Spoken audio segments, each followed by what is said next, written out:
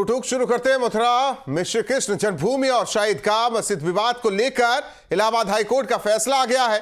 विवादित परिसर का सर्वेक्षण एडवोकेट कमिश्नर से कराए जाने की मांग को इलाहाबाद हाईकोर्ट ने मंजूरी दे दी है, जिसके बाद अब ज्ञानवापी की तर्ज पर मथुरा के विवादित परिसर का भी सर्वे होगा। मामले में एडवोकेट कमिश्नर कौन होगा और कब से सर्वे शुरू होगा, इस पर हाईकोर्ट 18 दिसंबर से सुनवाई करेगा। कोर्ट 18 दिसंबर को होने वाली सुनवाई में सभी पक्षों से इस बारे में राय भी मांगेगा और राय सुनने के बाद ही अदालत इस पर अपना फैसला सुनाएगी। अब सवाल यह है कि क्यों अयोध्या काशी के बाद मथुरा पर तकरार है और क्या मंदिर मस्जिद के नाम पर 2024 की सियासत तय की जाएगी। दो टूक में करेंगे चर्चा, लेकिन उससे पहले न्यूज स्टेट के बड़े सवाल। अब सर्वे की तैयारी, मथुरा की है बारी। अयोध्या तैयार, काशी का इंतजार, तो मथुरा पर क्यों तकरार। आस्था का वास्ता, क्या 24 में निकलेगा रास्ता। 2024 का संग्राम, क्या विपक्ष का काम तमाम। आस्था पर चोट, किससे मिलेगा 2024 में वोट। इन्हीं सवालों के साथ मेहमानों से चर्चा, लेकिन उससे पहले क्या कुछ बयान, वो सुनवाते हैं। देखिए, हम लोग हमेशा कोर्ट के फैसले की रिस्पेक्ट करते हैं। जहाँ तक मथुरा ईदगाह का सवाल है, तो आप सब जानते हैं कि ईदगाह कोई आज नहीं बनाई गई है, सैकड़ों हज़ारों साल पुरानी ईदगाह है। और कभी भी मुसलमान अपनी कोई भी इबादतगाह, चाहे मस्जिद हो चाहे ईदगाह हो, किसी की भी दूसरी ज़मीन पर कब्जा करके नहीं बनाते हैं, क्योंकि उस पर एज पर इस्लामिक लॉ वहाँ पर इबादत करना ही जायज़ नहीं होता है। सर्वे की प्रक्रिया से सत्य को उजागर करने में निश्चित रूप से मदद मिलेगी। इस आदेश का सभी पक्षों को हृदय से स्वागत करना चाहिए, क्योंकि जब किसी चीज की सत्यता का ज्ञान सभी पक्षों को होगा, तभी उसके निर्णय तक पहुंचने में सुविधा रहेगी। मेहमान जुड़े हैं डॉक्टर अवधेश उपाध्याय जी, बीजेपी नेता।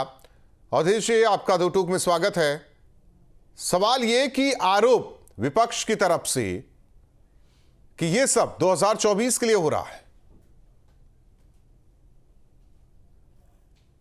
देखिए राहुल जी, जिस तरह से आज इलाहाबाद माननीय न्यायालय ने जो आदेश दिया है, जो अपना फैसला सुनाया है श्री कृष्ण जन्म स्थान को लेकर, बहुत ही सराहनीय है और उसका हम सम्मान करते हैं।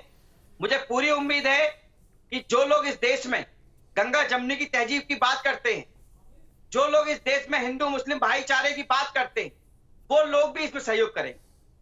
इसमें कोई मतभेद वाली बात नहीं है। लेकिन जो बात कर रहे हैं, जो विपक्षी बात कर रहे हैं कि 2024 आ रहा है, उसका रास्ता है। देखिए, 2022 में ज्ञानवापी पर बात हुई थी, उसका भी सर्वे हुआ था, तो उस समय तो कोई चुनाव नहीं था। विपक्षियों के पास तो कोई मुद्दा ही नहीं है, मुद्दा विहीन हो चुका है। आरोप प्रत्यारोप की राजनीति के चैंपियन बन चुके हैं, झूठे वादे झूठे आरोपों के चैंपियन बन चुके हैं। तो देखिए, जिस तरह से माननीय न्यायालय ने आदेश दिया है सर्वे के लिए, बहुत ही सराहनीय है, सम्मानीय है, सम्मान करना चाहिए और सभी धर्म के लोगों को मिलकर इसमें सहयोग करना चाहिए। इसमें कोई मतभेद का कोई कारण है ही नहीं। कहा जा रहा था सब तो शांति से चल रहा है। देखिए, शांति से ही तो चल रहा है। शांति से देखिए, जो याचिका करता है, आपने देखा, उन्होंने याचिका डाली, उस पर सुनवाई हो रही है। सबूतों के आधार पर जो इलाहाबाद न्यायालय है उसने अपना फैसला सुनाया है, उसके आधार पर सर्वे होना है। किसी को दिक्कत होने की तो कोई बात ही नहीं है इसमें। लेकिन दिक्कत हो रही है ना एक पक्ष को। देखिए, विपक्ष की मैंने क्या कहा, विपक्ष को तो कुछ ना कुछ चाहिए। विपक्ष के पास कोई मुद्दा नहीं है कि वो मुद्दा लेकर अपने वोट मांगने जा सके जनता के पास। आपने देखा होगा 3 राज्यों में किस तरह से उनको मुंह की खानी पड़ी है, केवल इसी राजनीति की वजह से। तुष्टिकरण की राजनीति जो करते थे, जो जातवाद की राजनीति करते थे, परिवारवाद की राजनीति करते थे, वो उनकी राजनीति अब खत्म होती जा रही है। अब देश में केवल एक ही राजनीति चल रही है, विकासवाद की राजनीति, जो कि आप देख रहे हैं, पूरा विश्व देख रहा है, पूरा देश देख रहा है। स्वामी दयानंद सरस्वती जी, जो कि हिंदू धर्मगुरु, और फैजल अहमद, मुस्लिम एक्टिविस्ट, हमारे साथ जुड़े हैं बीच चर्चा में। फैजल अहमद साहब, देखिए, जब भी कहीं कोई दिक्कत होती है तो लोग कोर्ट जाते हैं। इस मामले में भी लोग कोर्ट गए और कोर्ट का जो फैसला आया उसे सबको स्वीकार करना चाहिए। न इसे हिंदू मुस्लिम के चश्मे से देखना चाहिए, न मंदिर मस्जिद के चश्मे से देखना चाहिए, न इसे वोट बैंक की पॉलिटिक्स से जोड़कर देखना चाहिए। स्वामी प्रसाद मौर्य ने कहा कि देश में जो है 20,000 मंदिर, बौद्ध मंदिर को तोड़ के हिंदू मंदिर बनाया गया, तो उन पर आप लोग ये लोग ध्यान नहीं देते। हम तो कह रहे हैं कि 91 वर्शिप एक्ट को खत्म कर दिया जाए और पूरे मंदिरों की जांच हो जाए, पूरे मस्जिदों की जांच हो जाए, जिसका जो निकले वो ले ले। ये राजनीति करने के लिए ये लोग हमेशा अब पार्लियामेंट अटैक हुआ है तो उस पर बात ना हो देश के अंदर, तो ये लोग नया एक शगुफा छोड़ दिए। अरे कोई आज पहली बार सर्वे, कितनी बार अमीन का सर्वे हो चुका है। एएसआई सर्वे नहीं है, अमीन का सर्वे है। और अमीन का सर्वे जो है प्रॉपर्टी डिस्प्यूट है। ये कोई धर्म का डिस्प्यूट नहीं है। वो कहते हैं कि साहब हमारी इतनी जमीन है, ये कहते हैं नहीं हमारी इतनी जमीन है। और कई साल से वहां पे ईदगाह जो बनी हुई है, ये क्या देखना चाहिए? इसे तो देखें तो पूरे, जब राम मंदिर की खुदाई हो रही थी तो बुद्ध की मूर्ति निकली उसके अंदर से। यही बात उस टाइम भी हम लोग कह रहे थे कि जब ये बुद्ध स्तूपा था वहां पे अयोध्या में राम मंदिर की जब खुदाई हुई तो वहां भी तथागत बुद्ध की मूर्तियां मिली। और कहीं भी ज्ञान वापी में एएसआई का सर्वे देख लीजिए, नहीं अभी तक रिपोर्ट नहीं दे रहे। क्यों नहीं रिपोर्ट दे रहे? जब आप इसी तरह से, ये लोग चुनाव आ रहा है 24 में, इनको चुनाव जीतना बड़ी बात नहीं होती है। काफी अंतर से हारे हैं, ज्यादा अंतर नहीं है। अब इनको पता है कि ईवीएम से हम चुनाव जीते हैं, तो इनको कुछ न कुछ इस तरह का धार्मिक जब मामला कोर्ट में है तो उसे राजनीति से जोड़कर कहां देखा जा रहा है? इनकी राजनीति हमारे आपके बीच जमीन का कोई मामला होगा तो हम लोग कोर्ट जाएंगे तो उसमें राजनीति कहां से आ जाएगी? तो इसमें एएसआई का सर्वे नहीं है, आप गलत दिखा रहे हैं। अमीन का सर्वे है वो। एएसआई का सर्वे कहां हम कह रहे हैं? नहीं, कोर्ट जाए, कोर्ट में ही तो हम लोग भी जा रहे हैं। हम लोग कौन सा विदेश जा रहे हैं? हम भी तो कोर्ट में ही जा रहे हैं ना। हमको अगर लोअर कोर्ट की कोई आपत्ति होगी तो हम हाई कोर्ट जाएंगे, हाई कोर्ट से कोई आपत्ति होगी तो सुप्रीम कोर्ट जो फैसला आया उस पर आपत्ति नहीं है। नहीं, क्या फैसला आया है? अभी फैसला कहाँ आया? अभी तो सर्वे करने के लिए कहा गया, तो करें सर्वे। इसके पहले भी आदेश तो आया ना। अभी सुन लीजिए, अब 18 को उसकी पोषणीयता तमाम चीजें आगे तय होंगी। सुन लीजिए, 91 वर्शिप एक्ट के रहते हुए जब किसी चीज का आप नवैयत नहीं बदल सकते तो फिर ये बार बार पब्लिक को गुमराह क्यों कर रहे हैं? अगर वो मान लीजिए हम कोई भी मंदिर, वही तो बीजेपी भी कह रही है कि राजनीति की वजह से तो वो वर्शिप एक्ट भी लाया गया। अदालत फिर समय क्यों बर्बाद कर रहे हैं आप? जनता का राजनीतिक ध्रुवीकरण स्वामी दयानंद के नाम पर, जब मामला कोर्ट में है, सब कुछ कोर्ट को तय करना है, कोर्ट तय कर रहा है, तो फिर आपत्ति नहीं होनी चाहिए किसी भी पक्ष को। देखिए जी, सबसे पहली बात मैं ये बताऊंगा, ये राजनेता लोग समझे कि किस समय की बात कर रहे हैं या चुनाव की बात कर रहे हैं। हम तो बरसों से बोलते आ रहे हैं कि राम मंदिर अभी ये झांकी है, मथुरा काशी बाकी है। तो ये हमारा एजेंडा पुराना है। मेरा निवेदन होगा, अब स्वामी प्रसाद मौर्य का भी एजेंडा आ गया है। अब स्वामी प्रसाद मौर्य चले जाए ना कोर्ट लड़ने के लिए। फैजल साहब स्वामी प्रसाद मौर्य चले जाए लड़ने के लिए, कोर्ट में याचिका दाखिल करे और सबूत दे। स्वामी प्रसाद मौर्य भी फैजल अहमद साहब तो कोर्ट जाए ना, कोर्ट जाए, मीडिया के कैमरे के सामने बयानबाजी से कुछ नहीं चलेगा। कोर्ट जाए, कोर्ट तय करेगा। और बोलने दीजिए दयानंद जी को, ऐसी बात थोड़ी, दयानंद जी को तो बोलने दीजिए। स्वामी प्रसाद भी कोर्ट में ही जाएंगे, जा रहे हैं कोर्ट में, वो लोग भी बात कर रहे हैं। बात इन्होंने कहा ना कि अहमद साहब दयानंद जी को तो बोलने दीजिए। आप जब बोल रहे थे वो चुप थे ना, अब तो आप बोलने दीजिए ना। अहमद साहब, आप इतने सभ्य आदमी हैं, डिबेट में जरा मर्यादित ढंग से हम लोग आए तो अच्छा रहेगा। नहीं, हमने आपको बताया कि स्वामी प्रसाद, आपको याद दिलाया मैंने कि स्वामी अहमद साहब फिर पूछ गए, आप मेरी बात पूरा बोलने देंगे? स्वामी प्रसाद को पूरा देश बड़ा सम्मान दे रहा है, लोग देख रहे हैं ना। उनका दयानंद जी, आप इधर उधर की बातों में ना भटकिए, अपनी बात कहिए। स्वामी प्रसाद का दिमाग गड़बड़ाया हुआ है, पूरा देश उसका इलाज करेगा। कहाँ चले गए आप लोग स्वामी पर? अगर वो बुद्ध की बात कर दे तो उनका दिमाग गड़बड़ाया हुआ है। देखिए, मुझे दूसरे गेस्ट पर स्विच कर जाना पड़ेगा। बात करें तो उसका दिमाग गड़बड़ाया हुआ है। अहमद साहब अहमद साहब, आप पीछे से आप क्यों इग्नोर करते हैं? आप बार बार स्वामी प्रसाद की बात पे काउंटर करते हैं, दिमाग गड़बड़ाया हुआ है। जो हमारे दिमाग गड़बड़ की बात करते हैं तो उनका दिमाग गड़बड़ बताते हैं ये लोग। वो दिमाग गड़बड़ है, पूरा देश मान रहा है, उसको इलाज किया। स्वामी दयानंद जी, आपको जिस ट्रैप में फंसाने की कोशिश हो रही है, आप उसमें क्यों फंस रहे हैं? जिस मुद्दे पर बैठे उस पर बात करिए। चलिए अहमद साहब, मुझे बोलने दें। मैं सबों से, देशवासियों से, सभी से एक आग्रह करना चाहूंगा, विनम्र। इस देश में जितने रहने वाले लोग हैं, आज आपकी पहचान जो भी है, हम सबों के पूर्वज हैं श्री राम श्री कृष्ण। भारत संतों की भूमि रही है, श्री राम की धरती रही है, श्री कृष्ण की धरती रही है। सभी जानते हैं कि 40,000 मंदिरें हमारे तोड़ी गई हैं और जो अब सब एक वापिस आ रहा है, तो भाईचारा और गंगा जमुनी तहजीब की बात करते हैं, तो आज बहुत अच्छा अवसर है। तथागत बुद्ध को आप नहीं मानते, इस देश के पैदा हुए तथागत बुद्ध को आप नहीं मानते हैं। फिर कूद गए आप, फिर कूद गए अहमद साहब ना बोलिए ना, अहमद साहब ना बोलिए ना, बात करिए ना बोलिए आप, शामिल कर सकते हैं ना बोलिए आप, सबके वंशज आप ना बोलिए, बार बार कह रहे हैं ना बोलिए आप, बीच में ना बोलिए।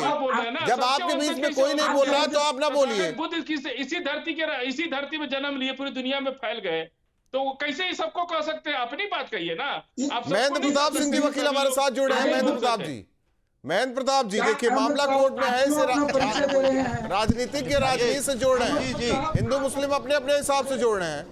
सवाल इस बात को लेकर, जब मामला कोर्ट में है, सब कुछ कोर्ट को तय करना है, कोर्ट साक्ष्यों के आधार पर सब कुछ तय करता है, तो ये बहसबाजी हमें नहीं लगता कि लोगों का कोई एजेंडा सही हो पाएगा। आधार लगातार रखा जा रहा है, बातें लगातार हो रही है, दलीलें होंगी, साक्ष्य नहीं, ये गलत, तो दिक्कत किसी को नहीं। जी जी देखिए, जब मामला कोर्ट के अंडर ट्रायल है तो अनावश्यक बातें करने में कोई फायदा नहीं है, और इस तरह की जो ये लोग बातें कर रहे हैं तो ये मूल मुद्दे से भटकाने का प्रयास कर रहे हैं।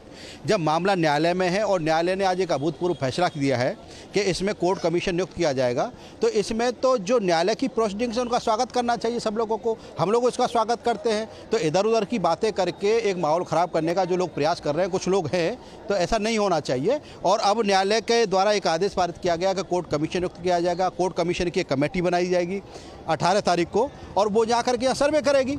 तो जो सत्य की बात हम बहुत पहले से कहते रहे कि भाई ये सत्य है, मंदिर को किस तरह तोड़ करके वहाँ मस्जिद बना दी गई, अब वो समय आ गया है कि सत्य सबके सामने आ जाएगा, जनता के सामने आ जाएगा, न्यायालय के सामने आ जाएगा।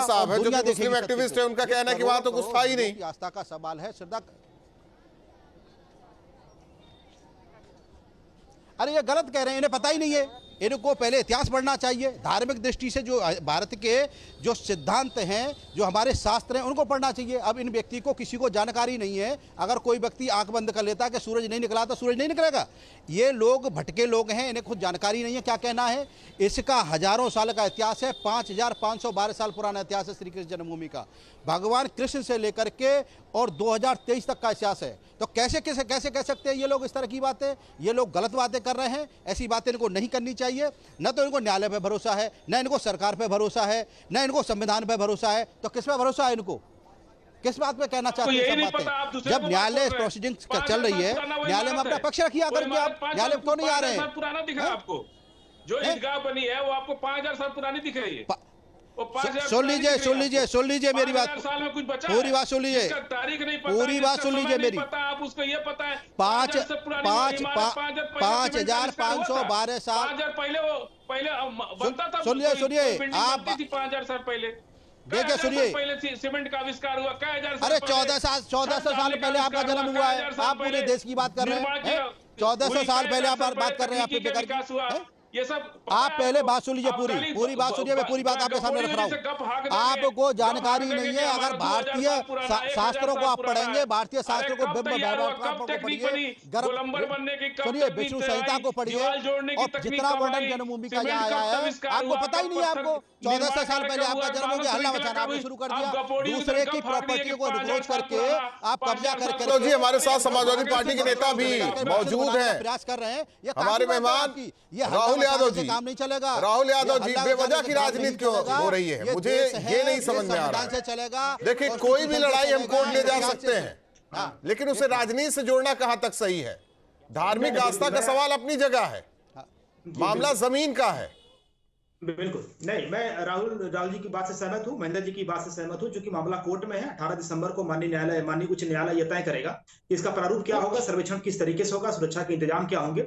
और ये जो मामले हैं, दरअसल इसको अगर देखा जाए लीगल अगर आईने से देखा जाए तो इसमें जो है ये मुकदमा 1832 से चल रहा है। 1832 से पहला मुकदमा हुआ, फिर 1897, 1920, ऐसा करते करते 2 दर्जन से ज्यादा मुकदमे लंबित हैं और इसकी सीधी सुनवाई माननीय उच्च न्यायालय कर रहा है, जबकि जिला न्यायालय नहीं कर रहा है। तो इसकी संवेदनशीलता को न्यायालय भी समझता है। तो मुझे लगता है कि इसमें राजनीति का कोई किसी के पास कोई विकल्प है, तो इसको लीगल रूप में देखा जाना चाहिए और बाकी न्यायालय का जैसा निर्णय होगा हम सबकी स्वीकार्य होगा और माननीय न्यायालय जो भी फैसला करेगा सभी समाज एक आरोप लग रहा है कि बीजेपी की सरकार जब से आई तब से ऐसी चीजें हो रही हैं। नहीं, बीजेपी की जो सरकार है, बीजेपी तो धार्मिक मामलों को लेकर के आगे आती है, उसको तो जानते हैं, लेकिन हम इसको लीगल तरीके से चाहते हैं। समाज की भलाई इसमें है कि लीगल तरीके से इस मामले को देखें ताकि सबके पक्ष में निर्णय हो और एक भाईचारा और वसुधैव कुटुंबकम और जो धार्मिक सद्भाव है ये कायम है। वही बात तो उपाध्याय जी भी कह रहे हैं, भाईचारे की जो बात होती आई उसका पैगाम दिया जाए, है ना उपाध्याय जी? जी बिल्कुल। देखिए राहुल भाई, मैं बताऊं आपको, फैसल भाई ने 2-3 बातें कही। एक तो उन्होंने कहा वर्शिप एक्ट की बात करी। फैसल भाई थोड़ा पढ़ के आइए वर्शिप एक्ट में है क्या। वर्शिप एक्ट जो 1991 में बनाया गया वो ये था कि जो धर्म पूजा का जो स्थल है वो बदला ना जाए, लेकिन उसका आपने एक चीज नहीं पढ़ी, जो उसका धारा 5 है, एक्ट 5 है, उसमें ये साफ साफ लिखा हुआ है, जो जैसे राम जन्मभूमि है इससे संबंधित किसी भी मुकदमे अपील कार्यवाही पर लागू नहीं होगा। ये राम जन्मभूमि जो नहीं है भाई, जो मुकदमा नहीं है, जो मुकदमा अदालत में चल रहा है उसके ऊपर लागू नहीं है। पढ़ के नहीं आए। अरे आप बताइए ना, जो धारा 5 है उसमें 1991 वर्षिप एक्ट में क्या है, देश के लिए पढ़े तो आ जाते हो, थोड़ा पढ़ के तो आइए भाई। सेक्शन 3 क्यों याद गुमराह करते हो लोगों को? सेक्शन 3 में लिखा है कि जो भी एप्लीकेंट देगा उसको जेल में 3 साल की सजा है, उसमें पूरा जो भी मुकदमा चलाएगा उसको 3 साल की सजा है उसमें।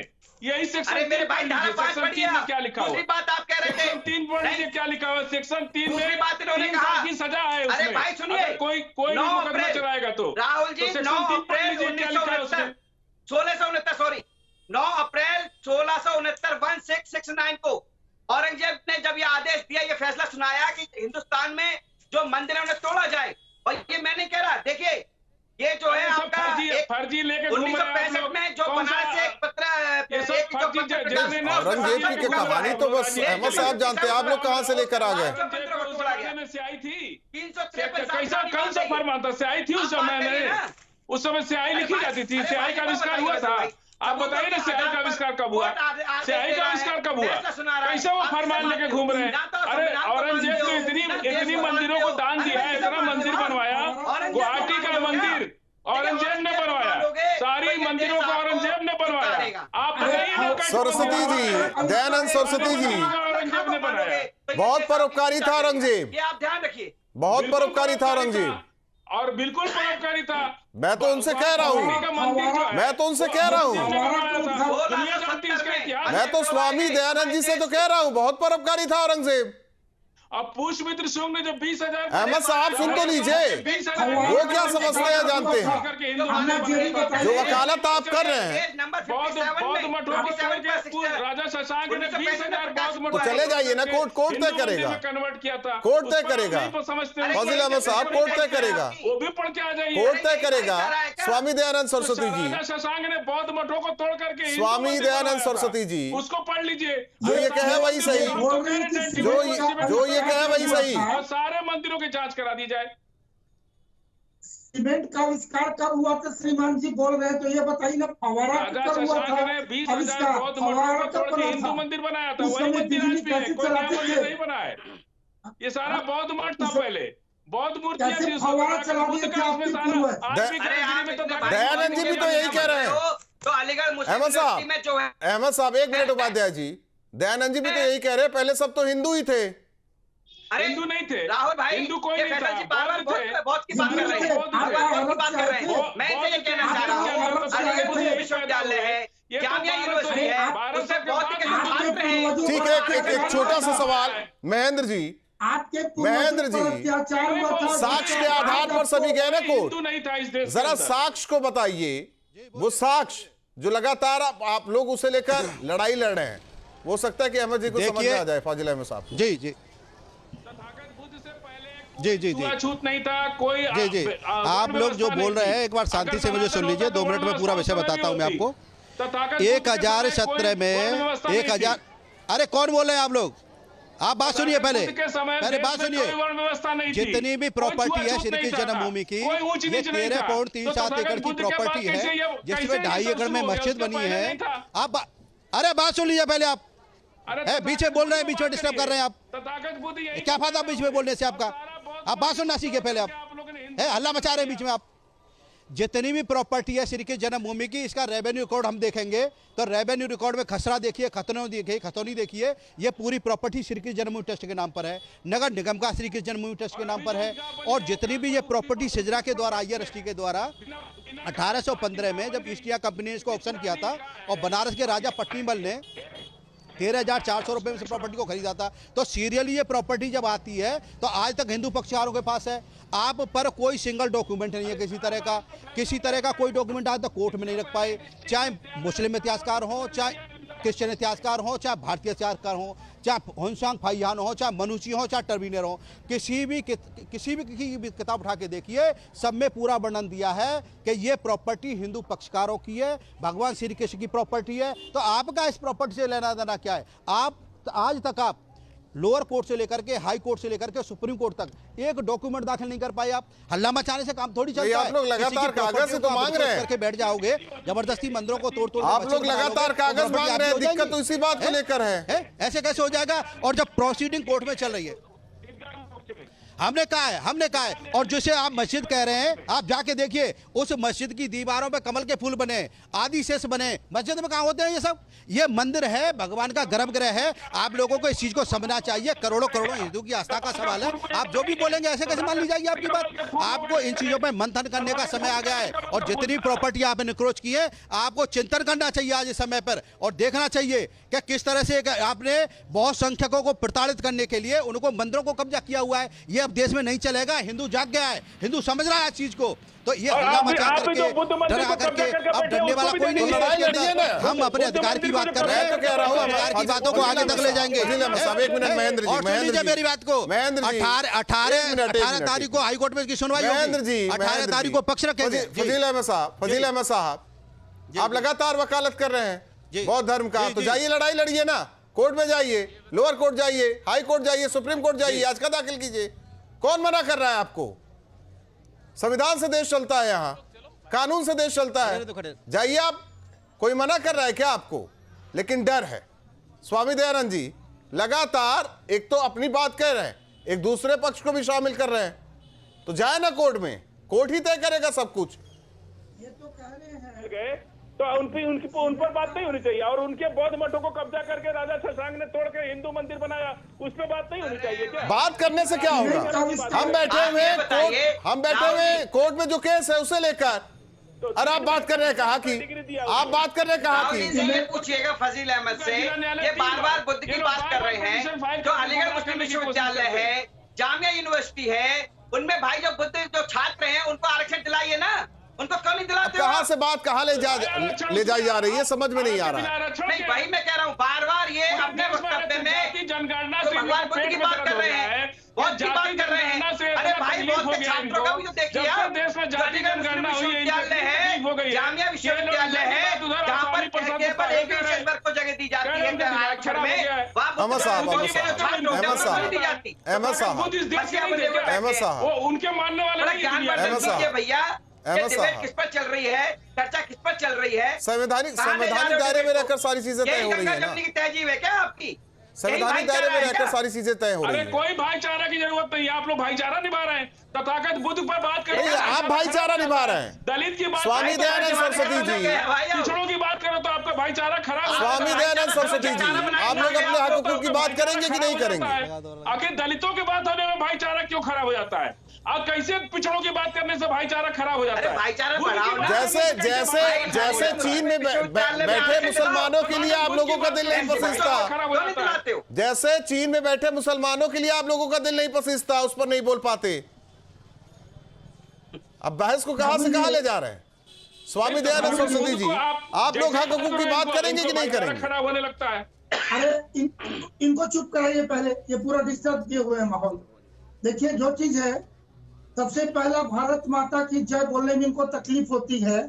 भाई तो वही भाजपा का होगा। नारा है, हम क्यों बोलेंगे? हम क्या भाजपा के एजेंट अरे- हैं? हम क्या भाजपा के अरे- कार्यकर्ता के हम भारत माता बोलेंगे? अरे हम सुनिए ना, इनकलाब आपके जिंदाबाद हल्ला बोलते हैं, करने से जय हिंद नहीं। बोलते हैं, सुनिए, हमारा जय हिंद सुनिए। नारा है। भारत माता की जय सुनिए। बोल के पार्लियामेंट में कल क्या किया? वो बोल रहा था भारत माता की जय। कल पार्लियामेंट में क्या हुआ? अरे वो भारत सुनिए। माता की जय बोल रहा अरे था। आप- जय बोल करके आप उसने बिल्कुल- पार्लियामेंट की सिक्योरिटी ब्रीच कर दी, और आप कहते हैं कि अरे- देशभक्त है। भारत माता की जय आप बोल के कहीं कल हाँ उसने हाँ करने पार्लियामेंट से हल्ला सिक्योरिटी हल्ला ब्रीच कर दी, करते वो भी हैं, भारत तथ्य माता की की बात जय बोल करते रहा नहीं था। है। तो आप वही लोग का मिला हुआ, तथ्य की इसीलिए तो बात हम कह करते रहे हैं नहीं, कि हल्ला देश को ये लोग सुनिए। कहाँ ले जाना चाहते हैं। भारत माता की जय राहुल बोल के यादव जी, कल राहुल ब्रीच कर यादव जी, दिया देखिए हमें लगता है कि मामला पार्लियामेंट कोर्ट की। से कल घुस के पार्लियामेंट तय के अंदर पूरी हो रहा दुनिया है, में उसमें नाक- बातचीत नहीं होनी देश चाहिए, का नाम लेकिन बदनाम फजीला किया। में बोलिए ना, वो भारत फजीला में माता की जैसे जय लोगों को बोल रहा बुरा है। भी लगता है, प्लास्टिक बना हुआ सवाल भी है। उठाया जा रहा ऐसा है, है। इसी वजह से राजनीति करने का मौका भी मिल जाता है सभी को। नहीं नहीं बिल्कुल बिल्कुल। देखिए इसको लेकर के लोहिया जी ने बड़ी अच्छी बात कही थी। इन्होंने कहा था कि जो राजनीति है ये अल्पकालिक धर्म, जबकि धर्म जो है ये दीर्घकालिक राजनीति है। तो जाहिर सी बात है कि इन सब मामलों में राजनीति के जितने भी मौके मिलेंगे लोग इसका इस्तेमाल करेंगे। लेकिन समझने की बात यह है, जैसा वकील साहब भी कह रहे थे, कि इसको बहुत ही लीगल एंगल से देखने की जरूरत है। अब चूंकि 18 दिसंबर को कोर्ट ये खुद बताएगी कि हम इसको सर्वेक्षण करेंगे, और वैज्ञानिक पद्धति से वीडियोग्राफी, फोटोग्राफी, जिस तरीके से भी इसका सर्वेक्षण होगा, ताकि न्यायालय जो है निर्णय तक पहुंच सके। तो निर्णय तक न्यायालय पहुंचे उससे पहले ही राजनीति के जितने भी मौके मिले उसका इस्तेमाल ये लोग करना चाहते हैं। लेकिन मुझे लगता है कि इस पूरे मामले में, और जहां तक बीजेपी की बात है, बीजेपी चूंकि इसकी जीरो टॉलरेंस की नीति और इसकी जो बुलडोजर की नीति है वो महंगाई, बेरोजगारी और महिला सुरक्षा पर फेल हो चुकी है। तो अब चूंकि अब कोई भी आप देखिए, अभी इतने इलेक्शन भी बीजेपी जीती और बहुत सारा काम किया, लेकिन जनता के मुद्दों को लेकर के बीजेपी गंभीर नहीं है। अभी देखिए एनसीआर के आंकड़े आए थे, तो क्या आस्था के मुद्दों को लेकर गंभीर है? नहीं नहीं नहीं नहीं, मैं जो कहना चाह रहा हूं, देखिए मैं कह रहा हूं कि जो धर्म के मामले हैं ये कानूनी मामला है। ठीक है, वक्त नहीं है हमारे पास, नहीं तो तफसील से आपकी बातें सुनते और जवाब भी लेते। बहुत बहुत धन्यवाद आप सभी मेहमानों का हमारे साथ जुड़ने के लिए। जाहिर तौर पर मामला तो कोर्ट में है, लेकिन बहस बाहर हो रही है। सवाल यह कि जब संवैधानिक दायरे में रहकर हर पक्ष आगे बढ़ रहा है तो दूसरे पक्ष को दिक्कत क्यों हो रही है? सब कुछ तो कोर्ट को ही तय करना है। इंतजार कीजिए। सवाल इस बात को लेकर कि आखिर आस्था को राजनीति से क्यों जोड़ा जाता है। दो टूक में इतना ही।